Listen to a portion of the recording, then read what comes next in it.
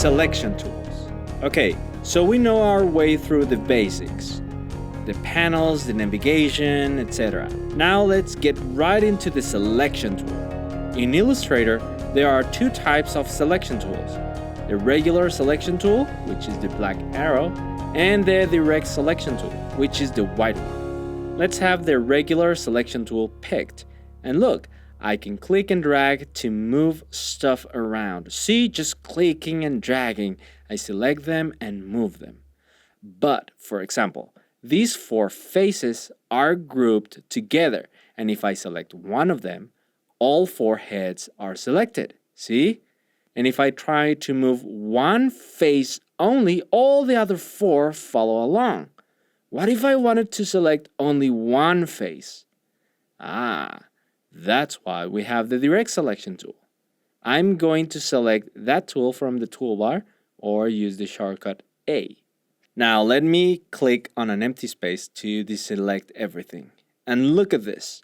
I can move only parts of it. See? What a mess, right? Let me undo all of that. I can press the undo shortcut, Ctrl Z or Command Z on Mac for an eternity, or I can revert the file pressing F12, or just go to File menu, Revert. See? F12. Then Illustrator goes into panic. Are you sure you want to do this? Yes, I'm sure. Revert. Pam! Back to the start.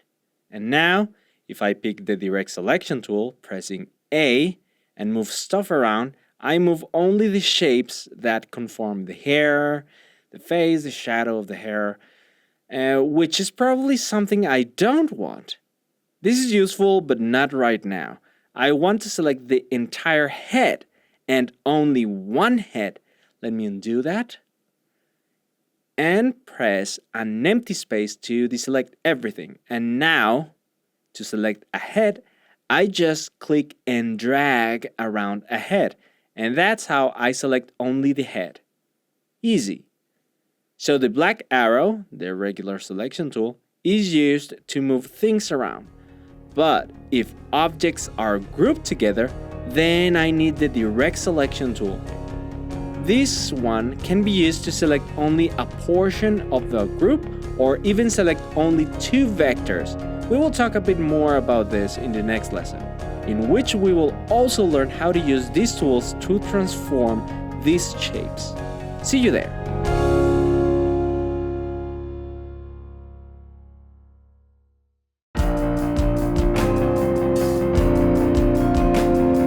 Transforming shapes with these selection tools. Okay, let's jump right in. The selection tool can do something that the direct selection tool can't. Transform an object. Let me select only the happy face with the direct selection tool, the white one. I can move it around with the direct selection tool, but I can't transform it. I can't rotate it or resize it. For that, once I have the face selected, I can press V to pick the selection tool. And check this out. Now it shows a transform box. You can resize it in any form you like by clicking and dragging any transform point without releasing the mouse. And if I hold Shift, I still have the mouse pressed and I am holding Shift, it maintains the aspect. See? You can resize it horizontally or vertically. And if I hold the Alt key, it resizes, but this time resizes from the center of the selected object.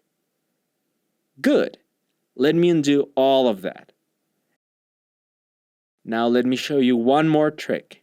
If I hold Shift and Alt and click and drag from one corner, I can scale it up from the center and maintaining the aspect. Cool. Now, one more thing you can do is this. Rotate objects. If you put the mouse just outside one of the corners, the cursor changes to a rotation icon. When the cursor is like that, you can click and drag to rotate it. Cool, so with the regular selection tool, you can scale and rotate. Now let's see what we can do with the direct selection tool. Let me undo that. I press A to pick the direct selection tool, the white arrow, and then check this out. If I click and drag over the chin, I select the vector points of the chin. You can tell that those points are selected because, let me zoom in a bit. All the other points are white, and these points are darkened. And I can drag those points and move the chin a bit down. See? With the direct selection tool, I can move points around and change the shape of the object. See? I could change his hairstyle by moving points around. And you see, I'm just clicking and dragging, selecting a couple of them and moving them outside, and that changes the hairstyle. See? Super easy. Okay, now we know how to use these two tools. With the regular selection tool, you can select groups and move stuff around, and also scale and rotate. And with the direct selection tool, you can select parts of a group and also select vector points to move them around to change the shape of an object. Now, one more thing. If you're using the regular selection tool, you can hold the Control key and it temporarily changes to the direct selection tool. See? I still have the regular selection tool, but because I pressed Control, it changed temporarily to the direct selection tool. And if I have the direct selection tool picked, the white arrow, and press and hold Control, it temporarily selects the regular selection tool. So, with the direct selection tool, I can scale things by holding Control and rotate them. And if I release Control, I go back to the direct selection tool. Perfect. Okay, now let's move to the next lesson in which we will learn about paths and fills, how to change colors, how to add or remove strokes, etc. See you there.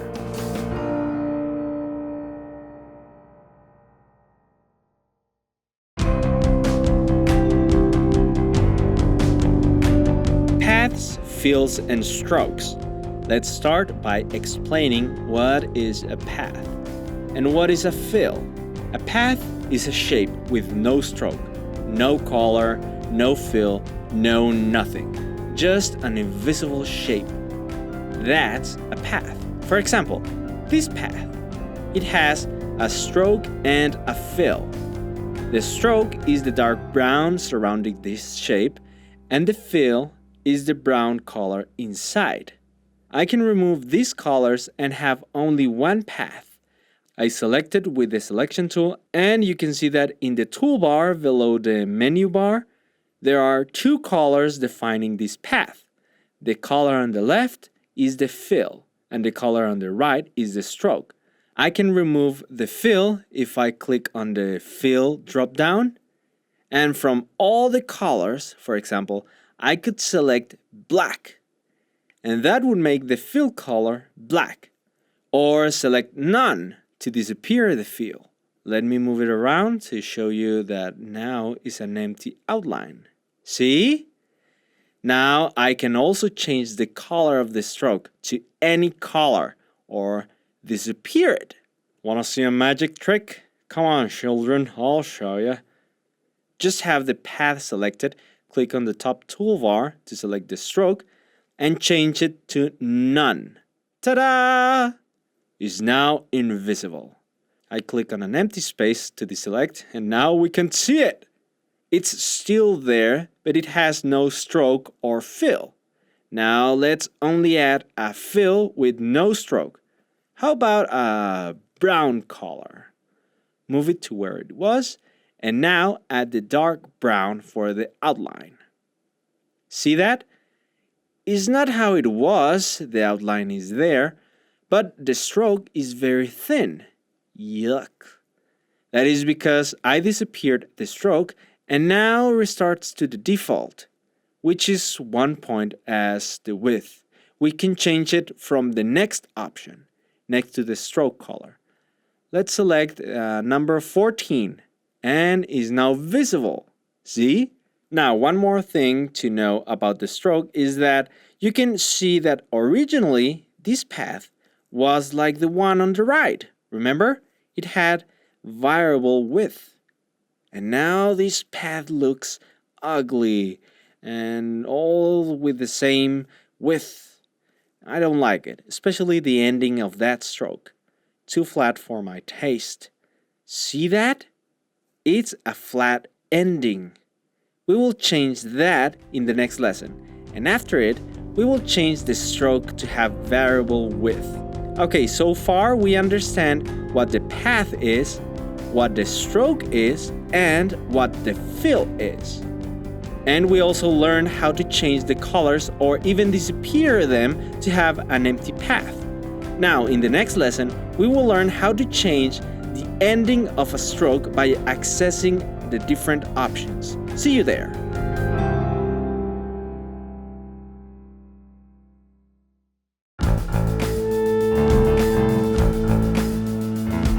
Stroke caps and corners. So we understand what a path is, what a stroke is, and what a fill is. And in this lesson, we will continue talking about the stroke. In the last lesson, we modified the width of the stroke. We ended up with an ugly ending of the stroke, a flat ending. Well, I can change that if I go to the stroke panel on the right of the workspace. If you don't see it, just press Ctrl F10 or go to Window menu and select Stroke. And you will have it on the right side of the workspace, along with all his friends. Oh, and you probably have it on its default presentation, which is without the options. Something like this. Just press on the little icon with multiple lines, you see, on the top right of the stroke panel and select Show Options. And there, you should have the stroke panel with all the options.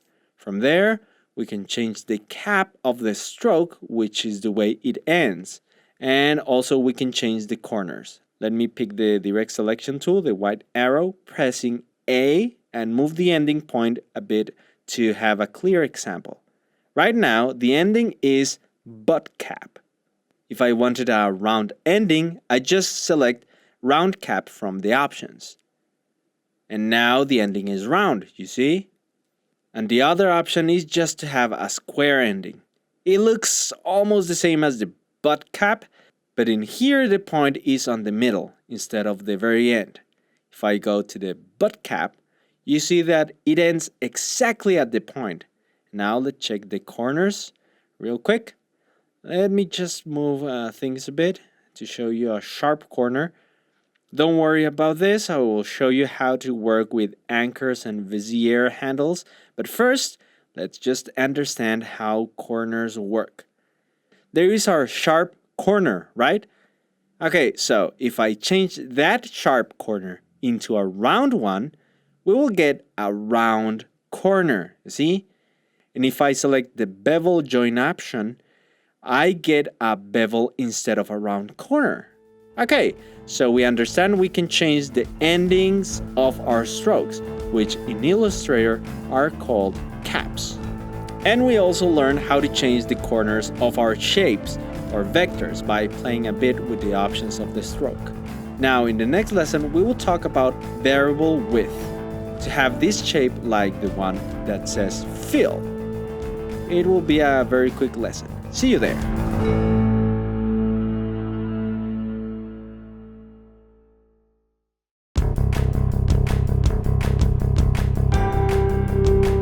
Variable stroke width. So we have a path with an ugly stroke and its default shape. Now, let's check the next option for the stroke, which can be accessed from the top toolbar, visible every time you select a path with the selection tool, the black arrow. With the path selected, I can just click on the top toolbar on the variable width profile. Right now, it says uniform. Look how easy this is. I just click on it and then select the first profile. There. Now we have a nice looking shape with variable width. Super easy, right? But I want to point out something important. This option, the variable width option, is not always on, not always visible. Look, right now this option is showing because I'm using the selection tool. But if I select only one point with the direct selection tool, the white arrow, using the shortcut of holding the Control key and selecting a point, see how the cursor changes? I release the mouse and the cursor is different. So you see, I press Control and the cursor is for the direct selection tool.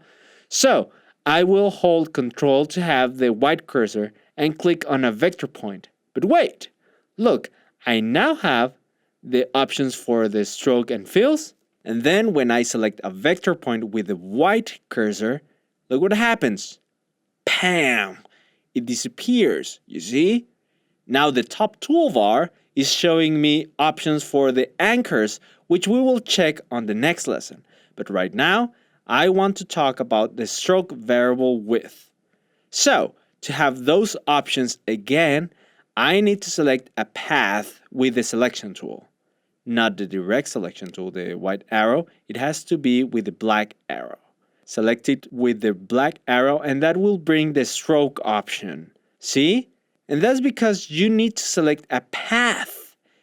If you select only one point, it won't show you that option. You have to select a path, an entire path. So, if you're playing with the points and you need to change the variable width profile, you can either just click on the fill to bring that option, see? Or you can access this same option anytime, no matter what you have selected, on the stroke panel or Ctrl F10. See? Right here at the bottom, look, let me select a point, and that option disappears from the top toolbar to show the anchor point options, but I can still change it on the stroke panel. Okay, now that we have the anchor point options showing, let's talk about them in the next lesson. These are very important because it's a way to modify your drawings, especially if you don't have a Wacom tablet. If you have a drawing tablet, you can just redraw the line. But some people don't have a tablet, so it's a good idea to know about the anchor options. See you in the next lesson.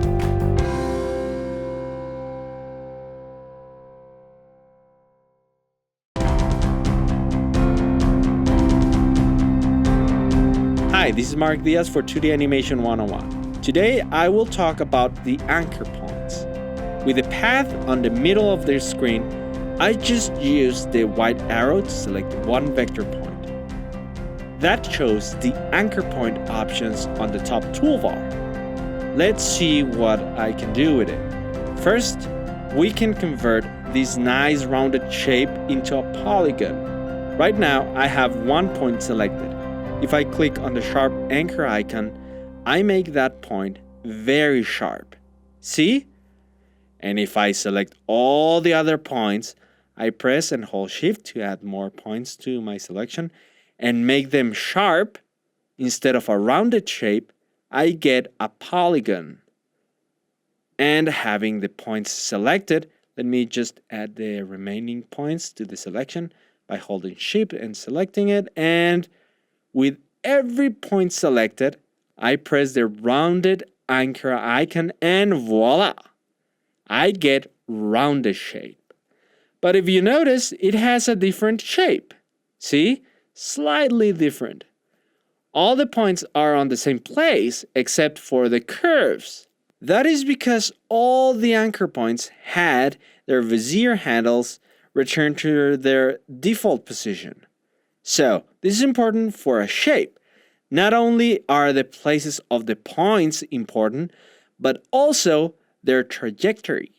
And those two elements conform a vector, its point and its connection to another point. Let's mess up a bit with these curves. Look, if you put your cursor with the white arrow tool not on a point, but on a curve, the cursor changes to a curve icon. And if you click and drag, you can modify the curve. I can use this to change the shape of this little balloon. Look, I click and drag on each curve and the shape is different. The vector points are still there on the same place, but the curves are different. See? Look at the mess I did. Actually, it looks kind of cool, right? Now you know how to draw a genie effect or a cloud. Now, in the next lesson, we will dive into detail about how to manipulate the curves to get the shapes you need, so you can achieve awesome drawings without a drawing tablet. We will learn about the Bezier handles. See you in the next lesson.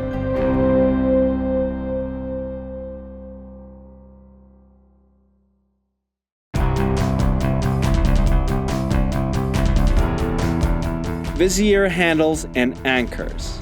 Okay, in the last lesson, we played a bit with the curves on this little balloon and left out with something like this.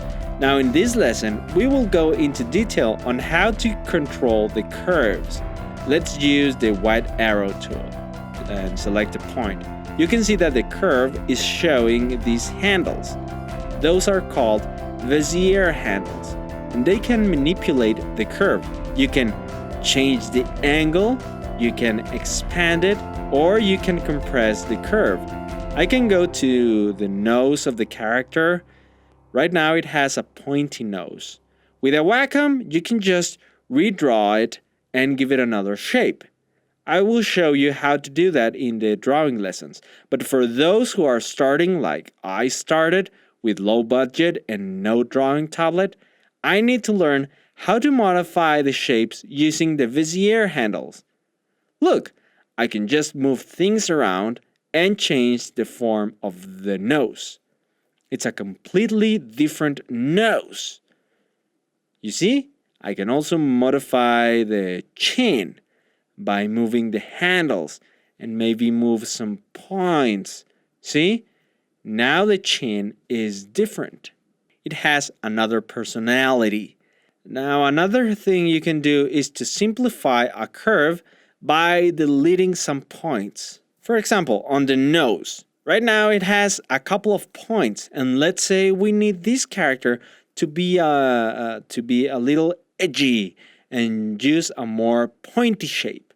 I could move all the points accordingly, but the best way is to get rid of the points I don't need. For that, just select a point and press the delete key.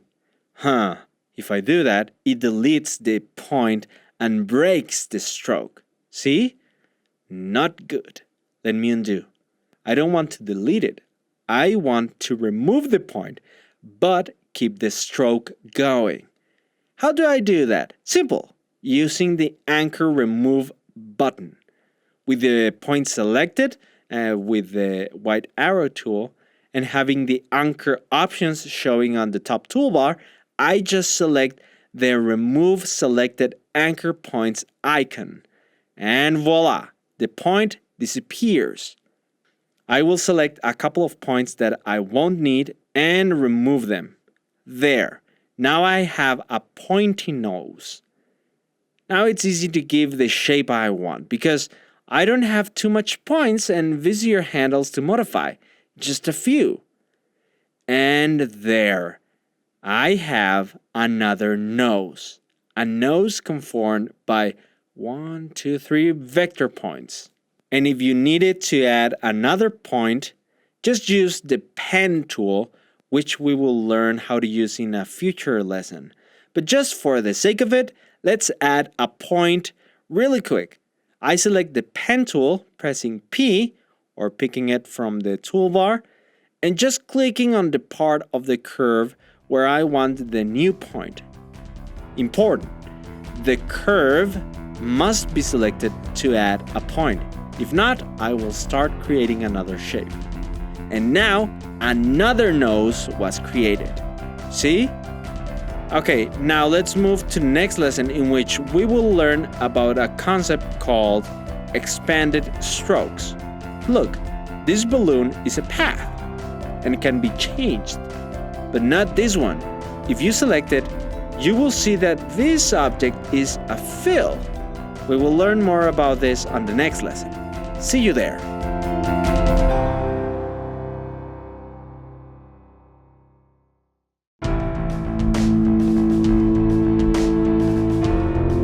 Expanded strokes. Okay, so we know all the basics of how to work with paths, fills, and strokes. How to change the endings of a path, called caps, how to change the corners of a path, how to make a stroke with a variable width, and of course the basics, change the color of the strokes or the fill, and change the width. Perfect. Now let's learn the last thing we need to understand to be ready for the drawing tools, which is going to be used for our tracing tutorial. And that is expanded strokes. Check this out.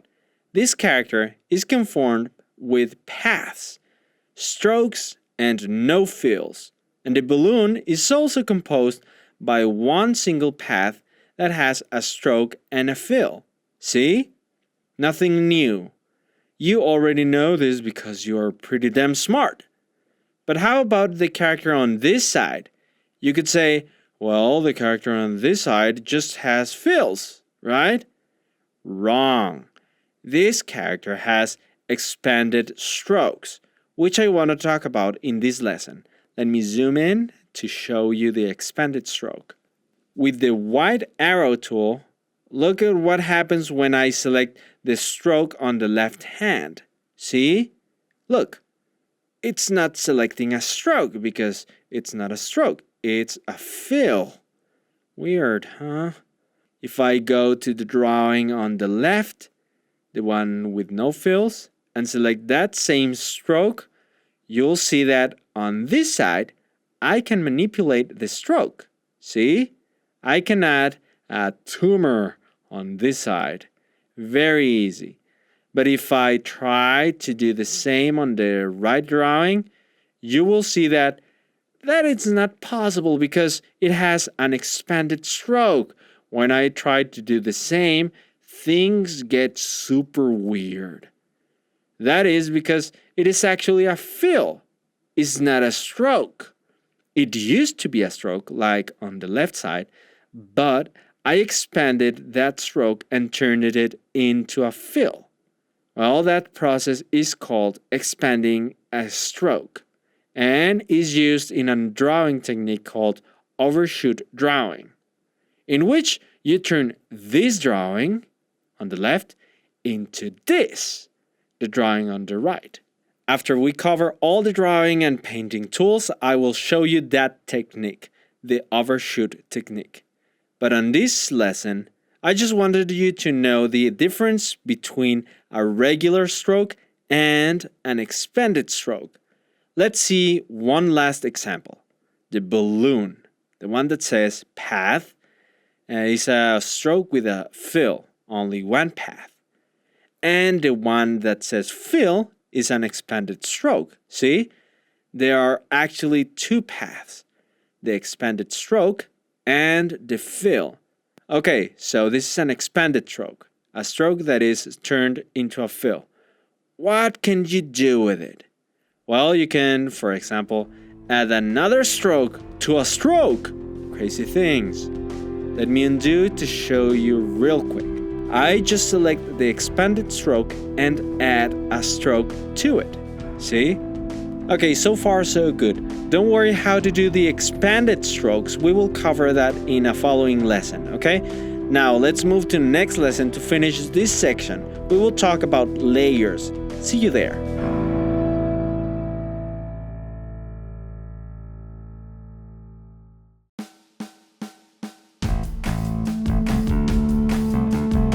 Hi, this is Mark Diaz for 2danimation101.com. And today I will talk about the layers panel. Okay, so we are back to the 4 motion phases. What I want you to understand in this lesson is the different things or objects that you can bump into when working in Illustrator. Look, this is a layers panel. If for any reason you don't see it, just press F7 or go to the window menu and select layers. Okay, if you're familiar with Photoshop, let me tell you, layers inside Illustrator are not as intuitive as in Photoshop or any other program. For example, I can select the faces with the black arrow tool. And on the Layers panel, pick the title, another layer. See? I have one layer selected, and on the workspace, I have another thing selected. If you want to select the contents of the title layer, I have to hold the Alt click and click on the layer. See? That little yellow square indicates what thing is selected on the workspace. If I select the faces and select the title layer, you can see that the layer is selected, but the workspace selection is actually something else, the faces. See the little square? So, those are the basics. If you want to select the layer, just click on it on the Layers panel. But if you want to select the contents of that layer, you need to hold Alt and then click on the layer. And that will select its contents. Now, something else you can do with layers is locking. In this project, right now, I have the background locked. I can move everything and modify anything, but I can't mess with the background. And that is because it is locked. See the little lock icon? You can lock or unlock any layer just by clicking on that space. For example, let me lock the title layer. Now I can move everything except the title and the background. Let me revert the file. Now, another switch is the visibility switch. This eye icon, I can toggle the visibility of any layer on or off. I can hide everything except for the faces. And I can bring all the layers visible again. And now, let me show you a quick trick. You can hold the Alt key and press the I of only one layer. See? And pressing Alt click again on that switch and it brings everything to normal again. Now, one last thing to know. You can change the color of a layer just by double clicking on the icon of the layer.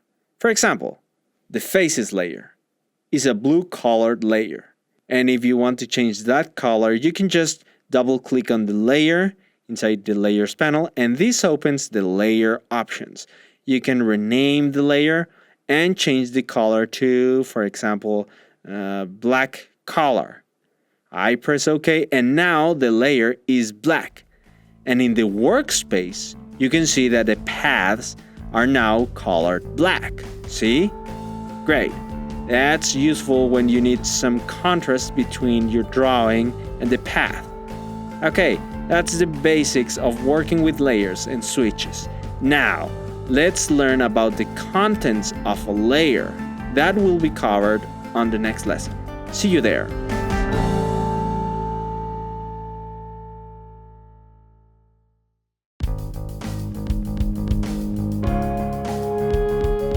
Layer contents and groups. Okay, so we know about layers, how to lock them, and how to hide them using these two switches, the lock and the visibility. Now, let's explore a bit the contents of a layer. For example, let's select this rectangle on the workspace and move it around. How do I know in what layer is that object? Well, just see the Layers panel and look for the selection indicator. There. This rectangle is on the Layers panel. And to explore even further, I need to open the layer contents by clicking on the little triangle. Aha! That rectangle is right here. See? This layer has many objects. It has the text layer that says Layers panel, the rectangle, and two paths, right? But this is easy to understand. Let's dive into something more interesting, the groups. Let me select the faces on the workspace, and I can see by the indicator that those objects are inside the faces layer. And if I show the contents of that layer, I see a group. Now things are starting to get interesting. It's actually a group that has 4 groups in it. Let me just collapse the title because things are about to get out of control here. I will show you the contents of this group, and are you ready? Bam! There are about 1 million paths in there. Yep, exactly 1 million. You are welcome to count them if you enjoy wasting your life. This is just insane. Too many paths. And that is just one of the faces. I can uncollapse another one and bam! The end of the world here before your 2 beautiful eyes. Witness overpopulation of paths. That's why I recommend using groups to keep things organized in your layers panel. Let me collapse all of this. All of the paths are there, but I'm just hiding them from the layers panel to avoid scaring off my eyes. There. See how refreshing it is to have things beautifully organized?